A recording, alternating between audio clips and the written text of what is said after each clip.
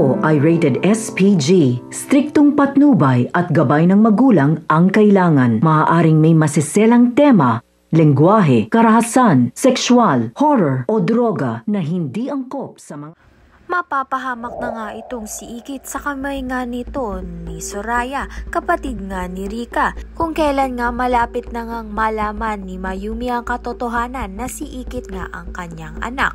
Mapuputol nga ito dahil ito ngang si Rika ay inutusan nga ang kanyang kapatid na si Soraya na paslangin nga itong si Ikit dahil wala ngang kakayahan itong si Rika, kaya naman nga't humingi nga siya ng tulong sa kanyang kapatid na mas masahol pa nga sa kanyang ugali. Dito nga ay planuhan nga nilang ipadakip ito ngang si Ikit dahil nga gusto nga nito ni Rika na siya nga ang tatapos sa buhay nga nito ni Ikit.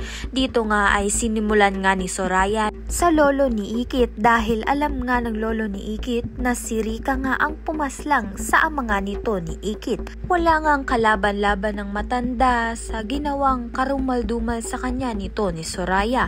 Kaya naman nga't delikado nga ang buhay nito ni Ikit sa kamay nga nito ni Soraya at ni Rika.